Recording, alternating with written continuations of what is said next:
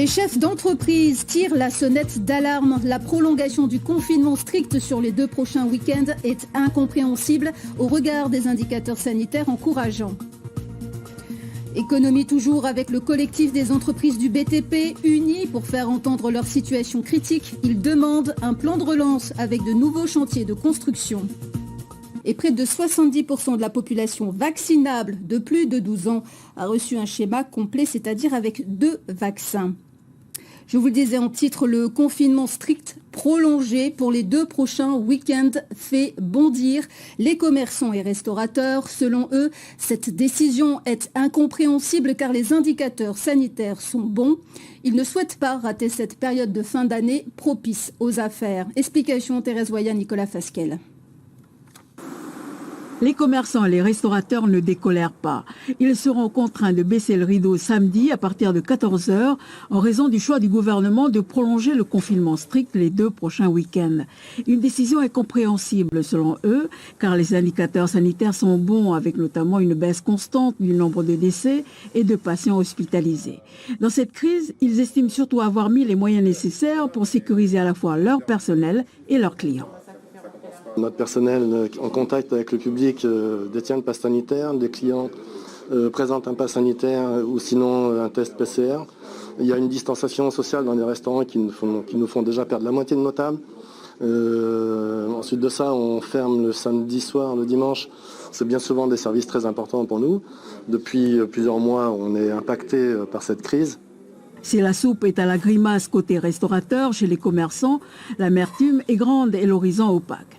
Traditionnellement, ce mois de novembre, la magie des fêtes de fin d'année commence déjà à être visible dans les magasins.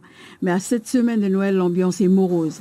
Ce matin, au cours d'une conférence de presse organisée par le MEDEF, commerçants et restaurateurs ont affirmé que 2 nouveaux week-ends partiellement travaillés, c'est un coup dur dont il se passerait bien. On a des contraintes en fin d'année avec les rotations d'avions qui vont arriver où on commence à avoir du mal à réserver du fret pour les produits frais de fin d'année. Donc c'est assez compliqué pour tout le monde dans cette période. Donc pourquoi continuer à fermer le commerce le samedi à 14h jusqu'au lundi matin, 5h du matin. Finalement, maintenir ces fermetures le week-end nous semble totalement contre-productif, à la fois parce que ça concentre les déplacements dans des temps plus restreints, mais aussi économiquement parce que ça met au chômage des dizaines de milliers de salariés tous les week-ends. Ramener au poids du commerce et de la restauration, ça représente un coût considérable pour notre collectivité, qu'on ne comprend plus dans la gestion actuelle de la crise sanitaire. Et peut-être une lueur dans le tunnel que traversent ces entreprises. L'année prochaine, le gouvernement et la direction opérationnelle de la gestion de la crise Covid étudieront la possibilité d'un allègement du confinement strict pour le long week-end du 11 novembre. L'association des commerçants de Lifou a remis un courrier en main propre au président de la province des Îles, Jacques Lallier. Les commerçants expliquent leurs difficultés liées notamment à la fermeture de l'aérodrome de Wanaham. On écoute Jean Wanapo, président de l'association des commerçants de Lifou. Avec le Covid, c'est déjà ça. Et bien avant ça, il y avait la mise en place de la TGC. Alors là, c'était déjà le tout début. Et en ce moment, il y a des arrêtés au niveau des ventes d'alcool ainsi qu'au niveau du transport aérien ou maritime. Il n'y a pas un afflux de population qui partent ou qui arrivent pour faire relancer l'économie. Et en ce moment, les mariages sont annulés. Voilà, il y a plein de facteurs qui rentrent en jeu. Il y a des sociétés qui n'arrivent plus à payer leurs employés, à payer leurs charges. Il y en a qui ont commencé à mettre la clé sous le paillasson. Et ça va entraîner aussi des licenciements. Pas de licenciement, mais voilà, on ne peut pas continuer comme ça.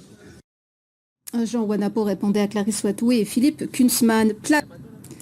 Principale information de ce journal, le confinement strict prolongé pour les 2 prochains week-ends fait bondir commerçants et restaurateurs. Selon eux, cette décision est incompréhensible car les indicateurs sanitaires sont encourageants et ils ne souhaitent pas rater cette période de fin d'année propice aux affaires.